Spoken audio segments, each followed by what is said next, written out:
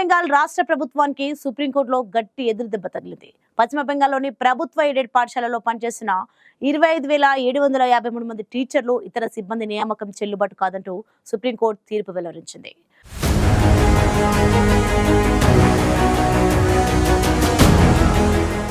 పశ్చిమ బెంగాల్ రాష్ట్రంలోని 25,753 మంది టీచర్లు, సిబ్బంది నియామక ప్రక్రియ యావత్తు కలంకపూరితంగా, అక్రమాలతో కూడుకొని ఉందని సుప్రీంకోర్టు అభిప్రాయపడింది.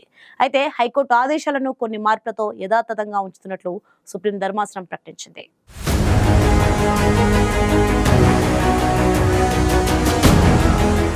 పశ్చిమ బెంగాల్లోని మమతా బెనర్జీ ప్రభుత్వానికి సుప్రీంకోర్టులో ఎదురుదెబ్బ తగిలింది.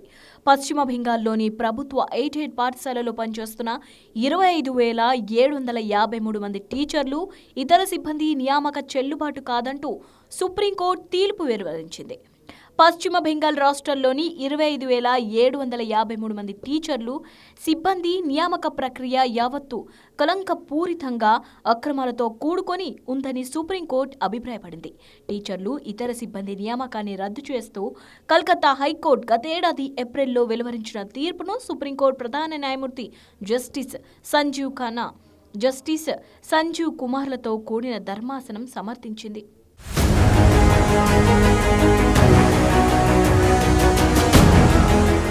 పశ్చిమ బెంగాల్లోని టీచర్లు, ఇతర సిబ్బంది నియామకాలకు సంబంధించి భారీ స్థాయిలో మోసానికి పాల్పడ్డారంటూ సుప్రీం ధర్మాసనం పేర్కొంది. వీరి నియామకం చెల్లుబాటు కాదని అత్యున్నత న్యాయస్థానం తీర్పు వెలువరించింది. హైకోర్టు ఆదేశాలను కొన్ని మార్పులతో యథాతథంగా ఉంచుతున్నట్లు సుప్రీంకోర్టు ప్రకటించింది. ఈ కుంభకోణంపై గత ఏడాది ఏప్రిల్లో కోల్కతా హైకోర్టు సంచలన తీర్పు వెలువరించింది. 2016 నాటి state level selection test teaching, non teaching సిబ్బంది నియామక ప్రక్రియ చెల్లదని కలకత్తా హైకోర్టు స్పష్టం చేసింది. ఆ పరీక్షతో జరిపిన నియామకాలను తక్షణమే రద్దు చేయాలని ఆదేశించింది. అంతేగాక దీని కింద ఉద్యోగాలు సాధించిన టీచర్లు తమ వేతనాన్ని తిరిగి ఇచ్చేయాలని వెల్లడించింది. ఈ తీర్పు సుప్రీంకోర్టు పలు పిటిషన్లు దాఖలయ్యాయి. దీనిపై విచారణ జరిపిన సిజేఐ ధర్మాసనం ఫిబ్రవరి 10న తీర్పును రిజర్వ్లో పెట్టింది. దీనిపై తాజాగా సుప్రీం తీర్పు వెలువరించింది.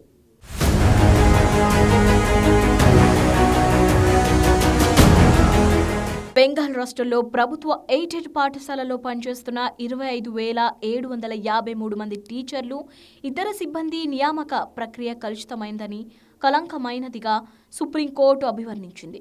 హైకోర్టు తీర్పుపై జోక్యం చేసుకున్నందుకే సరైన కారణాలు లేవని సుప్రీం ధర్మాసనం పేర్కొంది.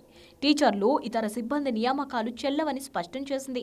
మానవీయ కారణాల రీత్యా కొందరు దివ్యాంగులకు, తీవ్ర అనారోగ్యంతో బాధపడుతున్న వారికి కోర్టు తన తీర్పు నుంచి మినహాయింపు ఇచ్చి వారు ఉద్యోగంలోనే ఉంటారని స్పష్టం చేసింది. 3 నెలల్లో కొత్తగా టీచర్ల నియామకాలు పూర్తి చేయాలని సుప్రీంకోర్టు బెంగాల్ ప్రభుత్వాన్ని ఆదేశించింది. సుప్రీంకోర్టు తీర్పుతో బెంగాల్లోని దీదీ ప్రభుత్వానికి భారీ షాక్ తగిలినట్లయింది. టీచర్లు, ఇతర సిబ్బంది నియామకాలకు సంబంధించి భారీ స్థాయిలో మోసానికి పాల్పడ్డారంటూ సుప్రీం పేర్కొనడంతో ఇది బెంగాల్ ప్రభుత్వానికి మాయని మచ్చగా మారే ప్రమాదం ఉన్న నేపథ్యంలో దీనిపై దీదీ ప్రభుత్వం తీవ్ర అసహనం వ్యక్తం చేసింది.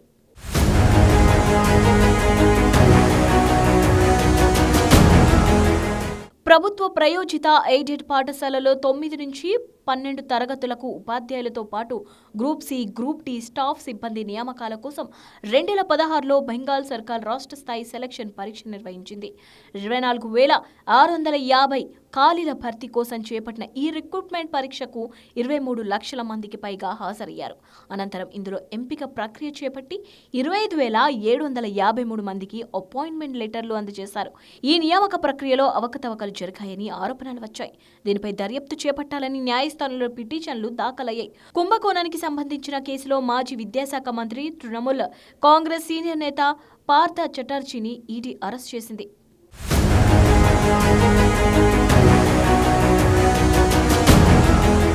2016 నాటి state level selection test teaching, non teaching సిబ్బంది నియామక ప్రక్రియ చెల్లదని కలకత్తా హైకోర్టు స్పష్టం చేసింది.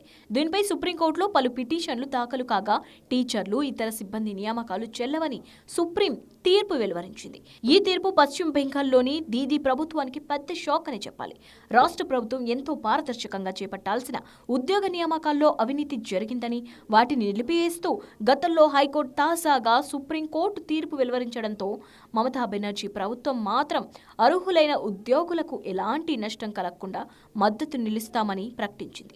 అర్హులు ఉద్యోగాలు కోల్పోవడాన్ని భరించలేనని తెలిపిన మమతా బెనర్జీ తాను ప్రాణాలతో ఉన్నంత వరకు వారి ఉద్యోగాలను కాపాడుతాను అని దీదీ స్పష్టం చేయడంతో అసలు దీదీ ప్రభుత్వం ఏ విధంగా వారికి ఉద్యోగాలు కల్పిస్తుందనేది ఇప్పుడు ఆసక్తికరంగా మారింది.